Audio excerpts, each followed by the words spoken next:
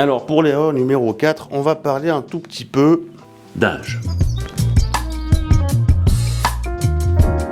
Alors je te le dis tout de suite, l'adage qui dit plus c'est vieux, meilleur c'est faux. C'est une croyance que j'ai eue un bon moment et ce qui m'a mené dans ma tendre jeunesse à un petit moment de perdition à acheter une bouteille de Dewars 18 ans qui est un vieux blend obscur dont je ne sais pas ce qu'il y a dedans et j'ai pas envie de savoir, mais j'étais jeune, ok? Il y a prescription. Voilà, on fait toutes ces erreurs. Merci. En plus, bien souvent, le revers de la médaille d'un vieux whisky, c'est qu'il est cher. Économiquement, c'est tout à fait normal. Il a macéré pendant 10-15 ans dans un entrepôt, dans un fût, avec tous les frais d'infrastructure et de personnel, de manutention que ça implique.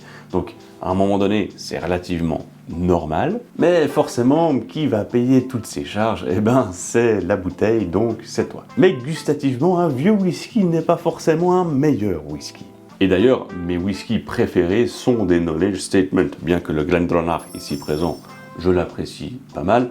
Le Clydeside qui est un knowledge statement, donc dont l'âge n'est pas indiqué sur la bouteille, c'est vraiment une pépite. À l'odeur de la fraise Agada, au goût du poivre noir. Vraiment à tester.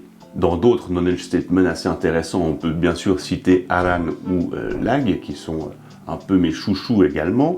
Ou alors, si on veut une petite indication d'âge, mais une petite indication d'âge, un petit whisky finalement, un Lichig 10 ans, c'est pas mal, ou un Wibisty de Ardbeg, estampillé 5 ans d'âge, 5 ans, c'est rien, mais c'est une merveille. Mais alors, qu'est-ce qui compte finalement? Eh bien, c'est d'une part la réputation de la distillerie, intéresse-toi à leur savoir-faire et à leur réputation, mais c'est avant tout, surtout, ton palais. Bois ce qu'il te plaît, parce que finalement c'est ça le but d'une passion du whisky, c'est de boire des nectars qui nous plaisent, peu importe que ça soit des vieux trucs ou des knowledge statements.